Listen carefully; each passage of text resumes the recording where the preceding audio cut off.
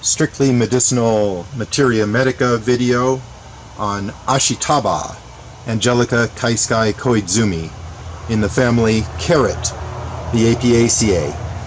This is a plant that is native to the islands of Japan, the warmer southern islands of Japan, and it is, in terms of its life cycle, really a biennial, where it grows a rosette in the first year, and then the second year continues to grow the rosette and throws out more leaves, and then goes up into a flowering stem in the fall of the second year. But it is, in essence, a monocarpic plant that may live on for years if it does not flower, and will actually expire after it does flower. And so one uses the leaves during the growth phases of the plant, both in the first year, which you see plants here in these gallon pots are in their first year of growth, and then also in the second year before the flowering stalk occurs, the leaves can be harvested and the stems can be harvested for medicinal purposes.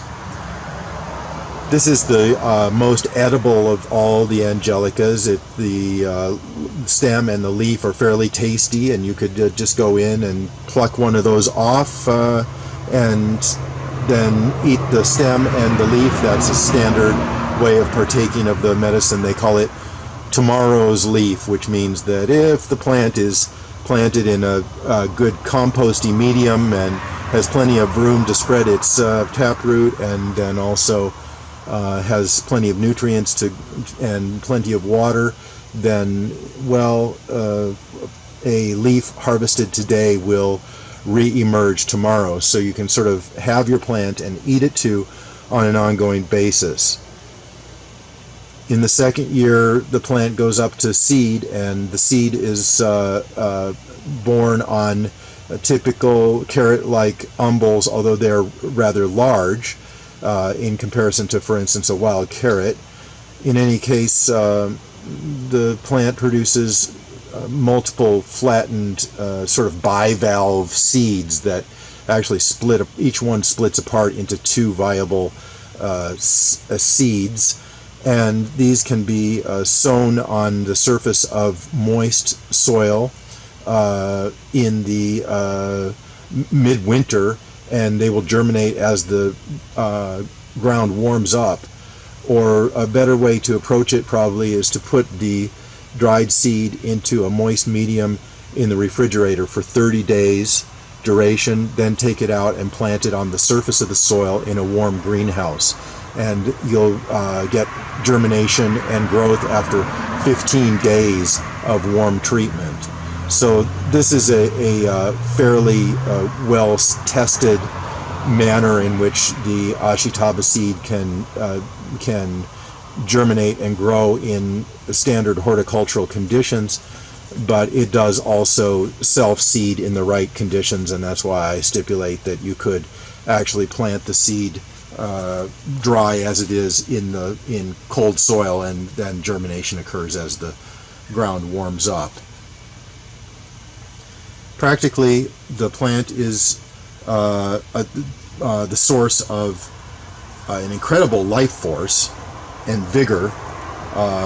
This is something that is obtainable by anyone by simply growing the plant in a relatively warm and moist environment.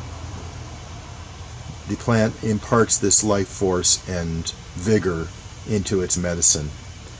It's a source of vitamin K, B1, B6, B12, E, C, carotene, calcium, potassium, and protein.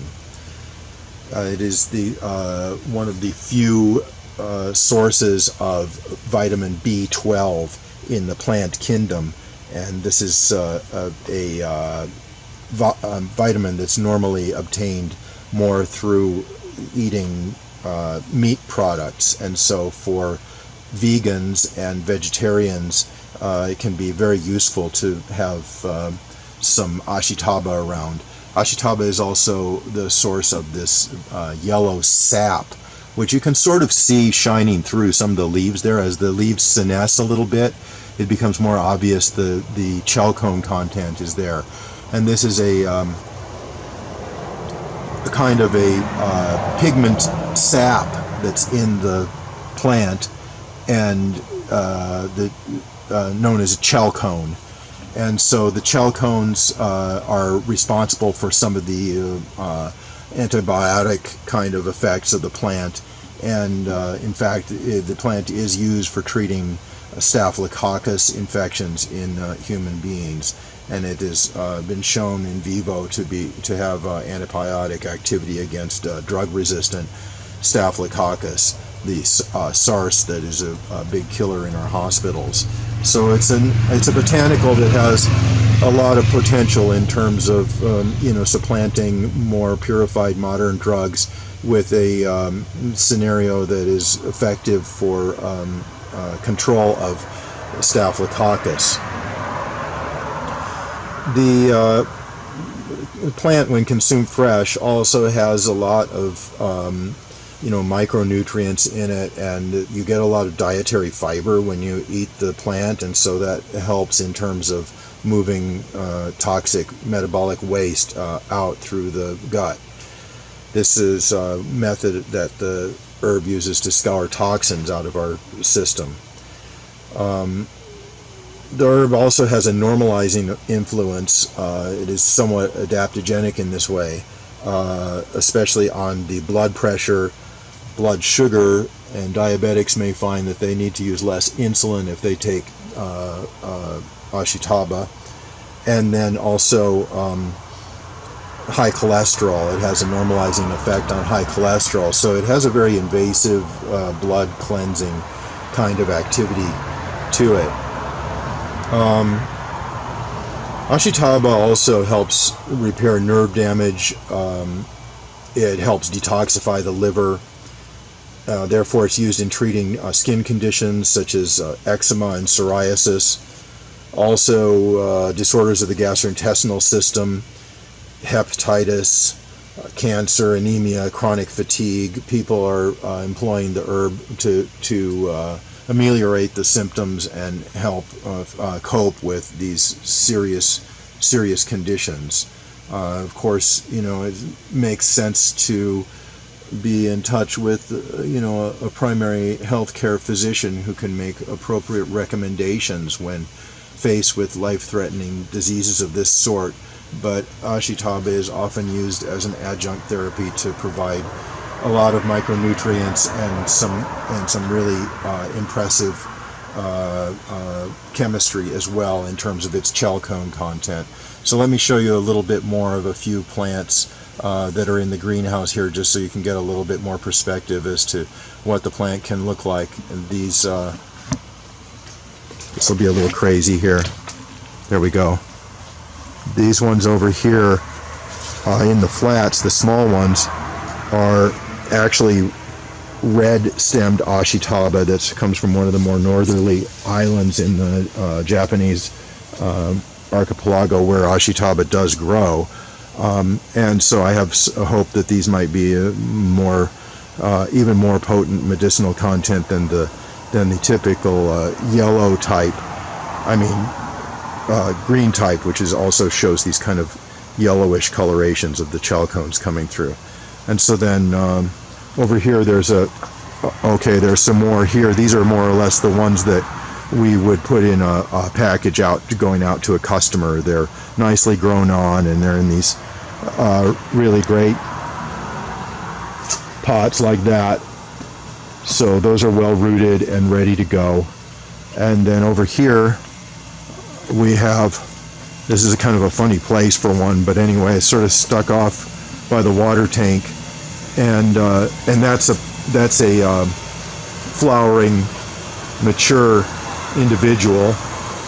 And if I get up on top of this compost pile here, I can kind of show you.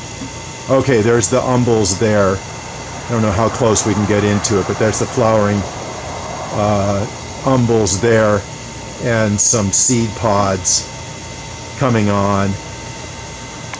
They're not really pods, they're just flat seeds in the umbel coming on. And then if you look down here, somebody's hacked off a couple of the branches and probably used for somebody who was sick or whatever. And then you can see the chalcones kind of exuding from the end of that cut stem. So that's it on Ashitaba for today. I hope you've enjoyed the presentation. It has been a long-awaited discussion, and I think that you can grow Ashitaba, and it'll be good for you and for other people around you who might really need it. Ciao for now.